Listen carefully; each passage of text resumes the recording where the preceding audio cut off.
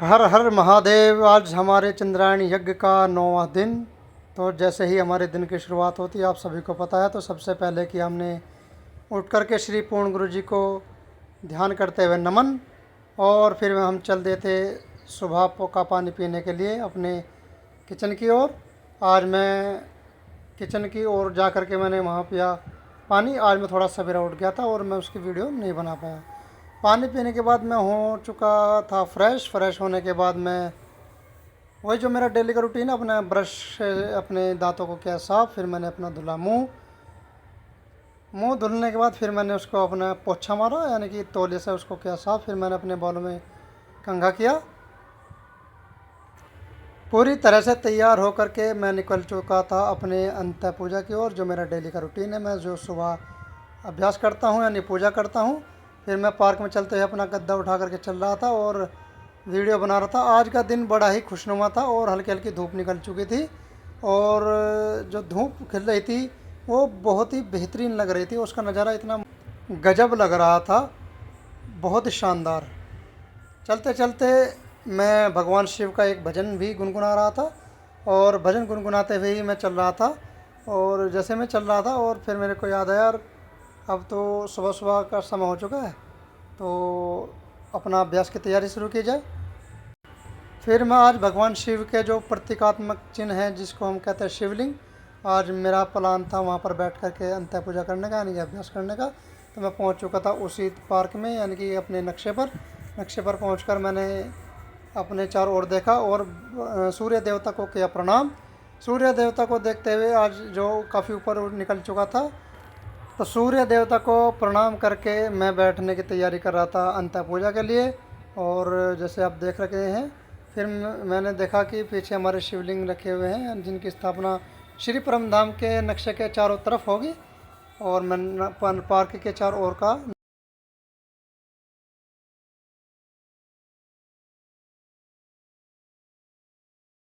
सभी के स्वास्थ्य की कामना करते हुए मैंने कर दिया था अपनी प्रक्रिया, जो मेरी डेली की प्रक्रिया नमन की प्रक्रिया, कि नमन को कर रहा मैंने स्टार्ट।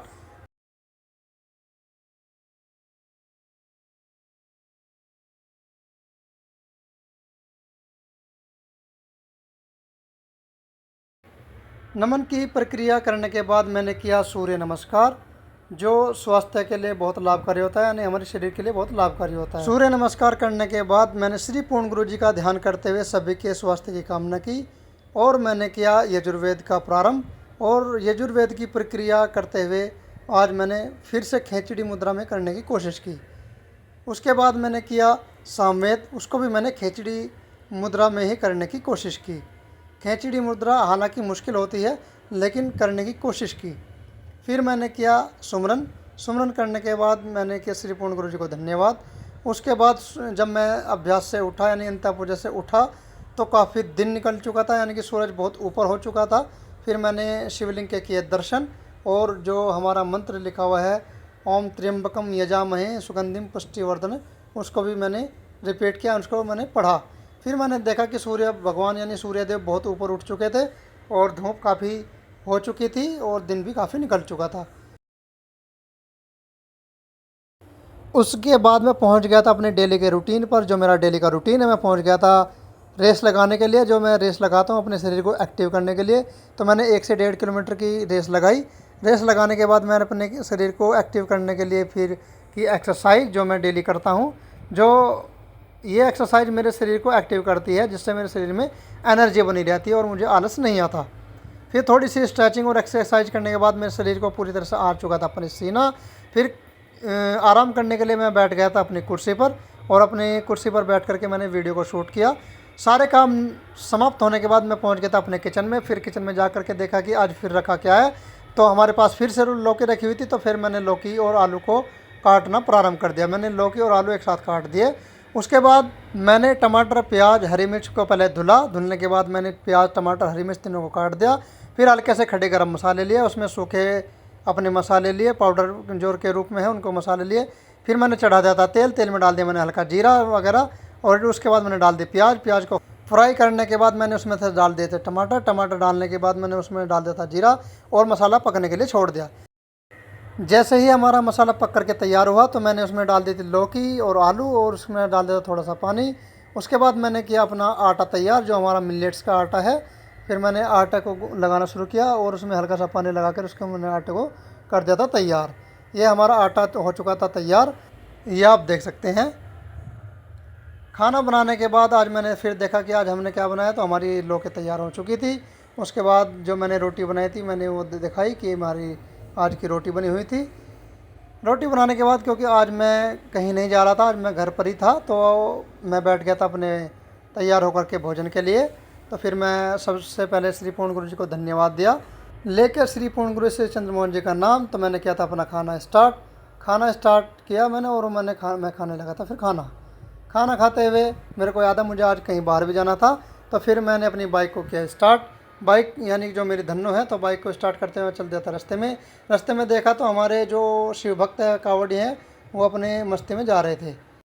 इसी मस्ती में चलते हुए मैं पहुंच गया था पेट्रोल पंप पे, क्योंकि मुझे अपनी धन्नो को, जैसे मैं अपना पेट भर के आया हूँ तो मुझे भी अपनी धन्नो का पेट भरना था। तो मैंने उसमें डलवाया तेल डलवाने के बाद मैं चल दिया था अपने जहाँ पर मुझे जाना था, किराने की दुकान पर। मैंने वहाँ से थोड़ा सा सामान लिया।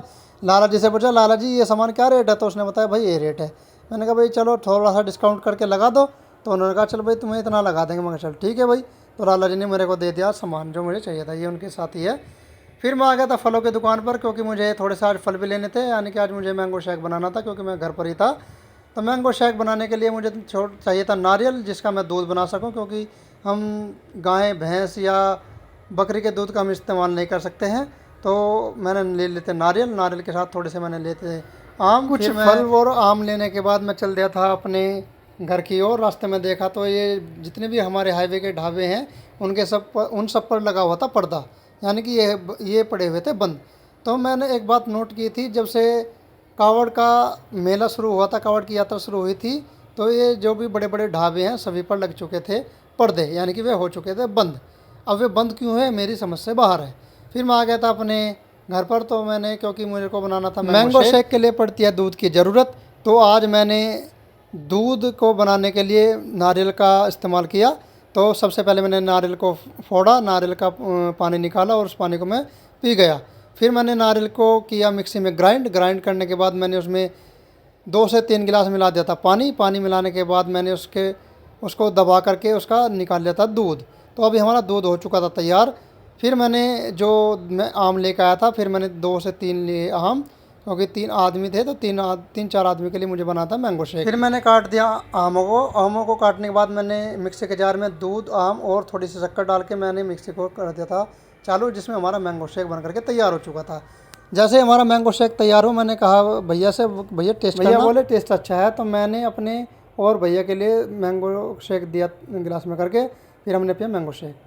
शाम का समय हो चुका था। जैसे श्री पूर्ण गुरु जी महाराज का आदेश है कि अपने अपने घरों में कम से कम 5 दीपक प्रज्वलित करने हैं, तो हम लोगों ने किए 5 दीपक प्रज्वलित।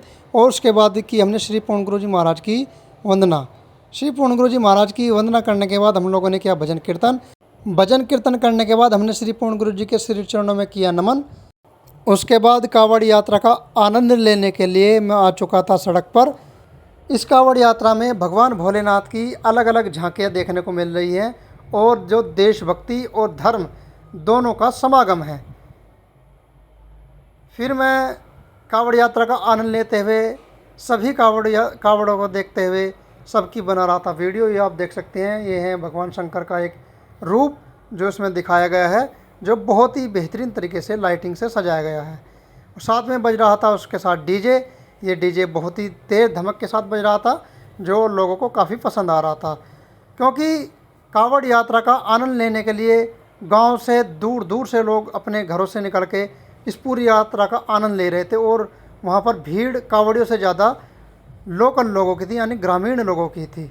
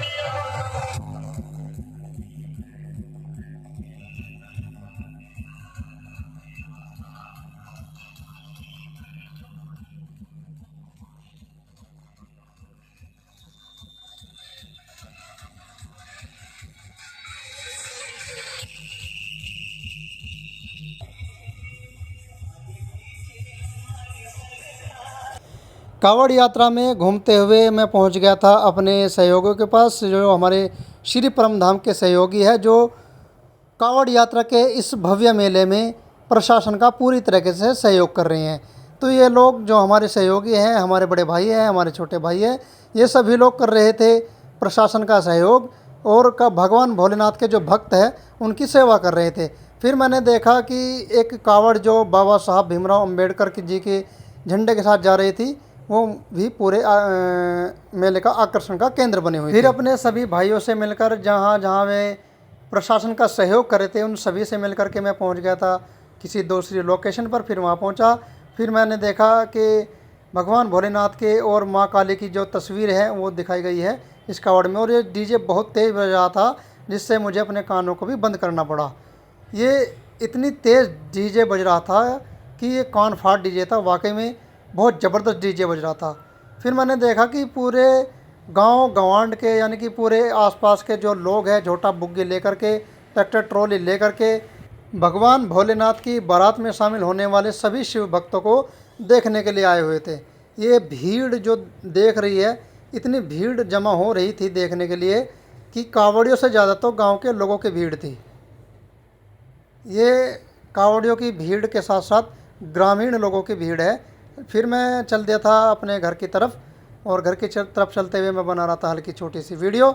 ये आप देख सकते हैं, मैं रोड पर चलते हुए अपनी वीडियो बना रहा हूँ। फिर थोड़ी देर बाद मैं अपने जंगल के रास्ते होता हुआ अपने घर की ओर चल दिया था। फिर अपने जंगल के इस रास्ते की वीडियो बनाते हुए मैं अपने घर की ओर जा रहा था, तो मुझे रास्ते में कुछ दिखाई दिया, लेकिन वो लाइट के सामने आते ही वो गायब हो गया।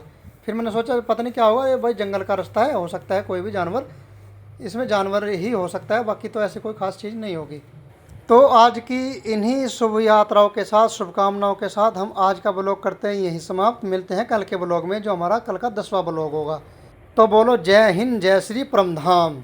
नशे का नाश हो, जाति व्यवस्था का सत्यानाश हो, ऐसा कहना श्री पूर्ण गुरु जी महाराज का। धन्यवाद।